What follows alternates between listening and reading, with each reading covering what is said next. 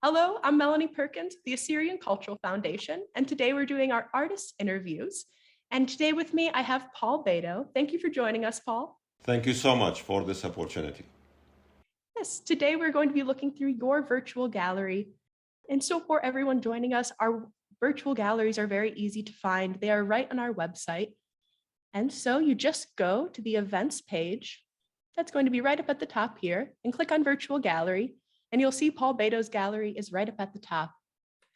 Now we'll enter the exhibition.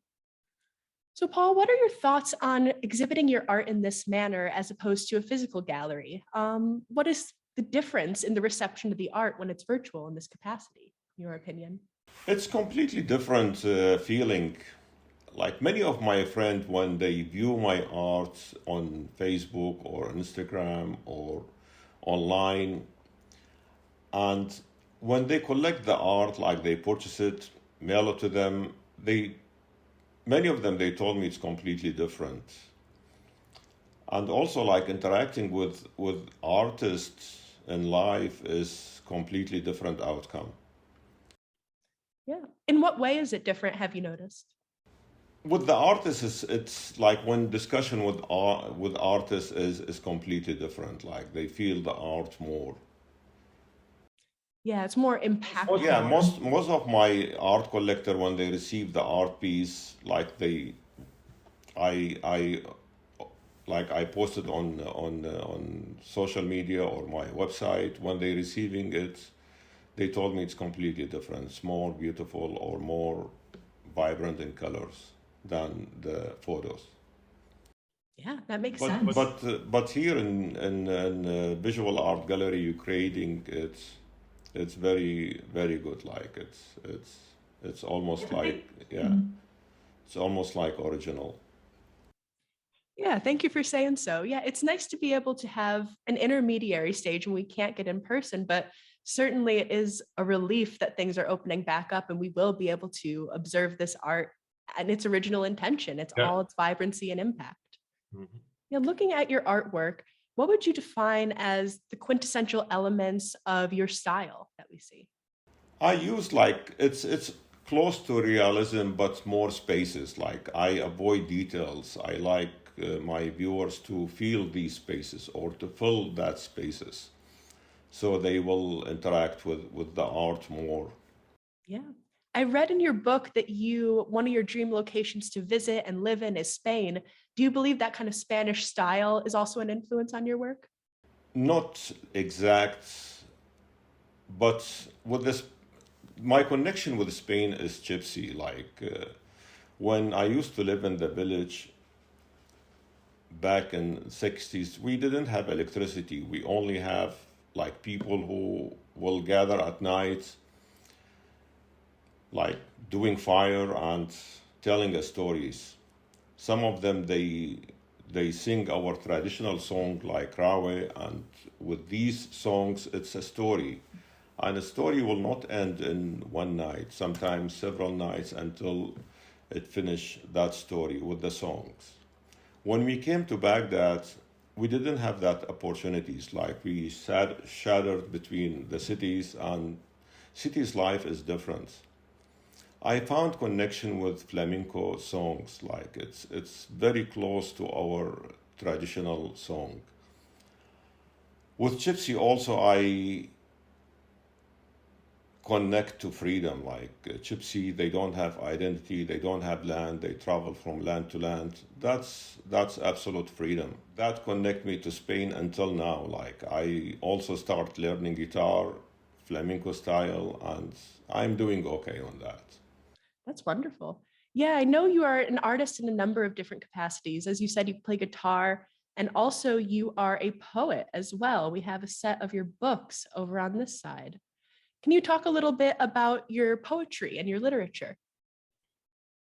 I collect so many phrases from Iraqis during my life there, and these phrases I put them in poems and wrote so many pieces poems in Arabic.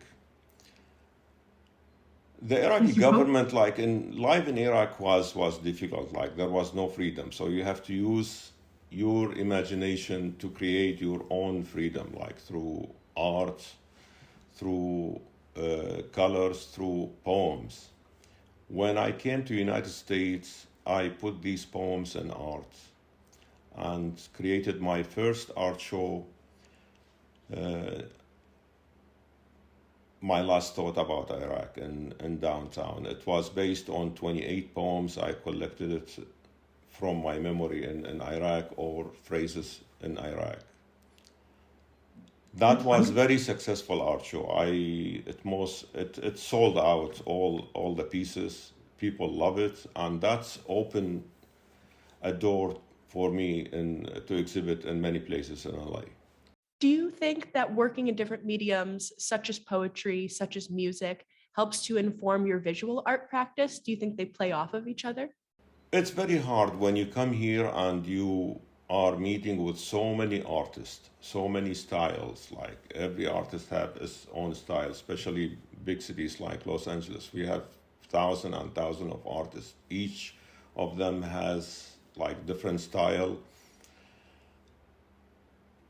I was thinking to enter the arts media with different style, and this is what I wrote. The calligraphy, all the art pieces was in Arabic calligraphy, and people, they found this is completely different than what they experienced or what they saw before, and attract them so well. And the art gallery owner that time, museum, he told me, you have to publish these poems because people love the poems. Because I post with each art piece, there was a poem beside it. And people love the poem. So I published my first book, My Last Thought About Iraq. And that was my first poem. Just I need to preserve those poems. Yeah, it sounds like by having access to both in the exhibition, it gave the audience even a further understanding of It your was work. different environment. Like they love it. That's wonderful to hear. Yeah, we're noticing that a lot with our Assyrian artists, that many Assyrian artists are multi-talented in a lot of different creative facets. And so it shows up in their work, those different subjects. Certainly your interest and abilities in music are evident in the amount of musical subject matter that you're doing in your paintings as well. So you talked about how the need to define your own style and find freedom in your artwork was something you were trying to achieve when faced with censorship or even oppression while you're trying to make your art. How do you balance out more sorrowful or mournful subjects while still maintaining a tone of optimism and hope within your work? Certainly works in this section as well are addressing more mournful or difficult times for the Assyrian people. Yep. Assyrian people, like any other minorities in Iraq, we face oppression. We face like instability. We face sadness. We lost lands. We been refugee in our own homeland from places to places. Like I born in a village. The village was taken by Kurdish. We have to move to different cities to reach and settle in Baghdad. It was difficult, very difficult. And I have to do something. Like each year on genocide memory, I have to paint something about the genocide. I think this painting was the last year, 221, yeah. Yes, we ended up sharing this piece on the anniversary as well. You've such a talent for showing the complexity of emotion while also showing the power of community and of sharing in those emotions together and supporting each other through them. It's a very powerful and incredible piece. We're lucky to be able to share it with people as well. And yeah, we also have even more kind of traditional subjects and motifs that appear even in ancient Assyrian art as well.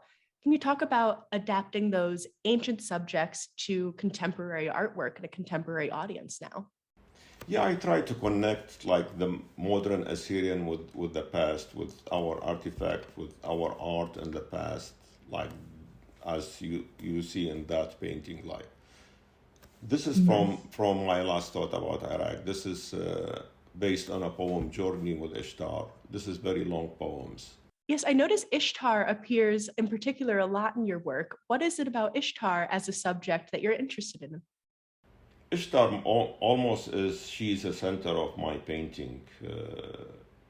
I love the Epic of Gilgamesh, which give an idea who was Ishtar and who was Gilgamesh.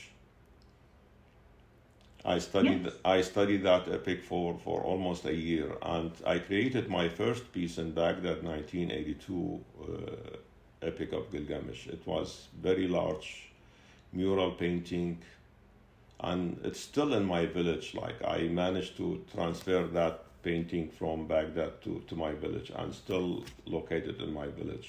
It's very heavy. It was painted on a thick wood and in oil colors. Yes, and the work I have behind me is another portrait of Ishtar as well, with a lot Yeah. of references to the Epic of Gilgamesh, correct? Yes. Yes, this piece was entered into our art competition, I believe in the year 2020. First place. It's a wonderful work. We're lucky to have it in the foundation, so I had to grab it for this interview. Speaking of, so this work was submitted to our competition, and over in this section of your gallery, we actually have, this is your prints gallery. So all of the works that you have available for prints are in this gallery. And I'll show people that if they'd like to purchase a print from you, it's actually very easy. All they have to do is click on the work that they would like, brings it in nice and close. And then when they click on more information, they can email you using any of these platforms. So, Outlook is always an option, Firefox, things like that. But it is very easy to purchase from you directly. Here, I'll make us nice and big screen again. But yeah, just by clicking on the artworks for anybody watching and clicking on the email Paul Batou, and you can email him and ask for one of these works. And you can get signed prints of all of these, correct? Yeah. Yeah. All of these prints, all of these are available. So they can. I only offer like print on paper, like 11 by 14. But if they like to purchase like prints on another media like canvas or wood or metal, they can go to Fine Art America. I have a website there, and they can purchase on any media or any size. Yes, that is correct. Fine Art America is a great option for printing these patterns and these designs on a lot of different materials for people. So you have obviously been working as a commercial artist for years now, selling your work. Can you talk about the challenges of balancing making art that satisfies your goals as an artist while also making artwork that is commercially successful? I try to create an art you can call Assyrian art. I don't know how this is correct or not, but it's people when I would love like people when they see different art pieces, they will see, okay, this is Assyrian art, or this is something different, or this is related to Mesopotamia or related to Assyria. That was my goal. I don't know if I able to achieve that feeling with my viewer or not. I think you are successful in that. There's a lot about these works that feel familiar and have so many familiar elements from Assyrian art. I think it's easy to relate to them when you're from the culture. You recognize things that other people might miss. Yeah, always artists in a search for something to be able to achieve. Like this is your style. This is Assyrian art. This is Paul Batou's art.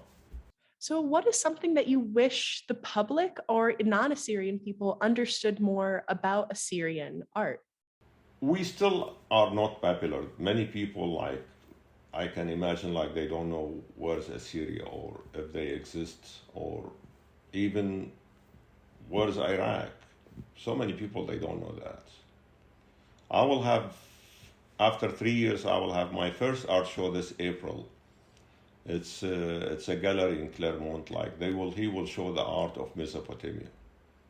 We face it like that, art of Mesopotamia. Like if people will think, or they will Google what's Mesopotamia or what's in that, and they can come to my art show to feel the art, or to feel Mesopotamia, or to have a story about Mesopotamia, or who's Mesopotamian, who's Assyrian, or who's native Iraqis.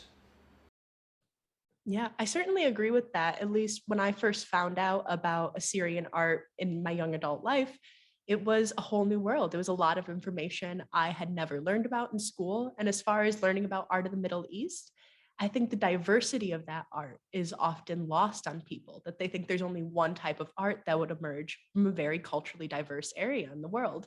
And I think Assyrian art helps to demonstrate that there are all these nuances of the various cultures that exist. No, when you That's Google, wonderful. yeah, when you Google Assyrian art, all would show was artifact, our artifacts, Babylon, Nineveh, or our artifact, which is famous. Everybody knows that. But as an Assyrian art, I think we're still missing that.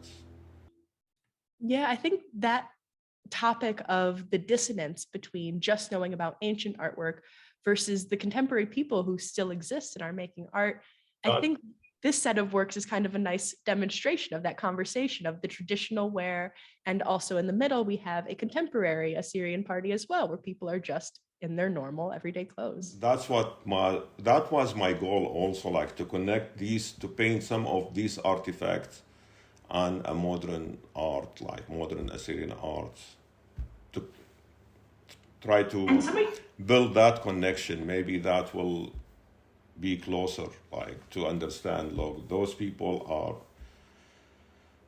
a native or indigenous people of Iraq. Those are the Assyrians. Yes, I really love the continuity of these pieces, and you can see the kind of idea of these traditions being handed down and being fortified by that handing down. It reinforces them to pass them on to more people in your community and to continue to practice and update them as well. That's wonderful. I also want to take some time to look at this section of works are all of your works that you've submitted to our art competition. So this is Languages and Colors directly behind me. And then we also have Follow the Sun's Shamash, which was in 2021. And we also have You Are Babylon, which was submitted last year, our 2022 art competition. Yep. Can you talk a little bit about working with the Assyrian Cultural Foundation and how that's affected your career as an artist? Assyrian Culture Foundation is like really created a unique opportunities for all Assyrian artists to be in one place under one roof, to present their art and to compete with each other. It's not like about winning, about showing our art, showing our different styles.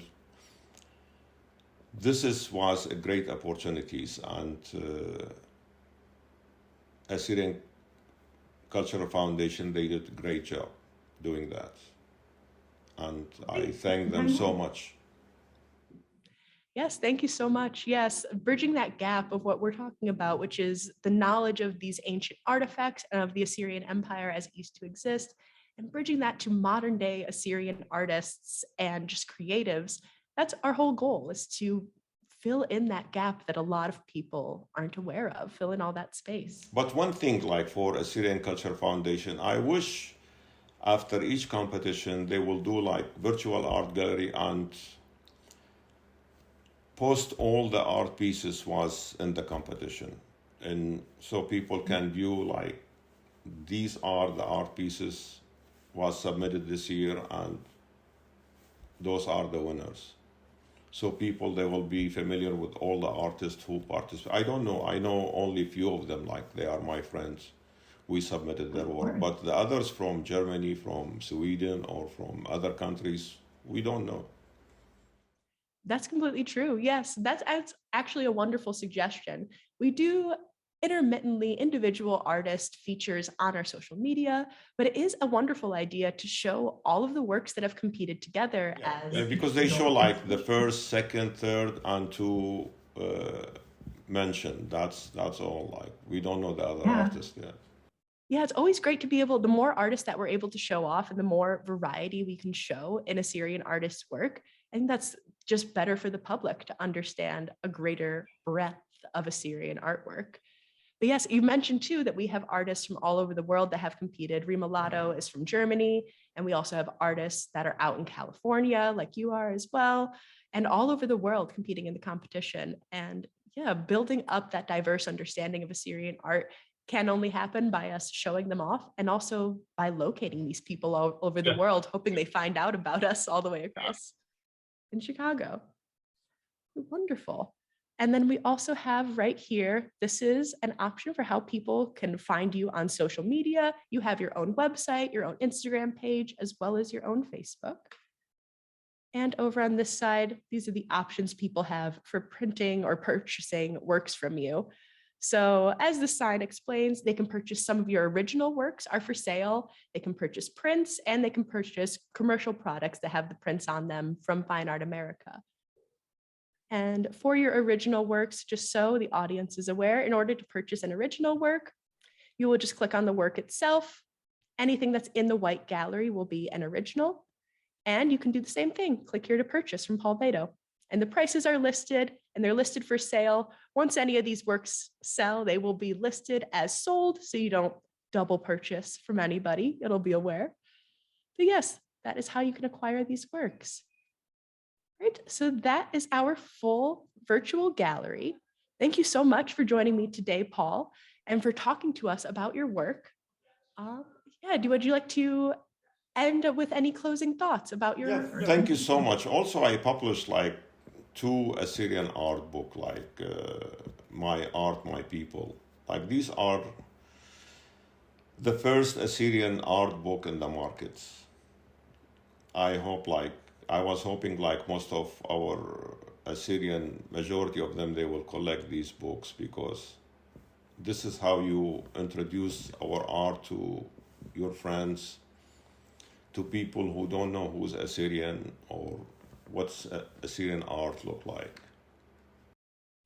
Yes, these as someone who I've looked through and read all 3 of these books full length, I cannot recommend them enough to our audience. They are a wonderful connection of both the visual art and the stories behind them from your personal life to the poetry that you've added in to the historical information that you've coupled alongside the paintings. They're really just an illuminating exploration of Assyrian art through your eyes and through your perspective. So very much recommend these as well. My Art, My People is in each volume. I will have 3 volume only. Like I published the 2nd volume now. I am about to publish a 3rd volume. This is also will include my story.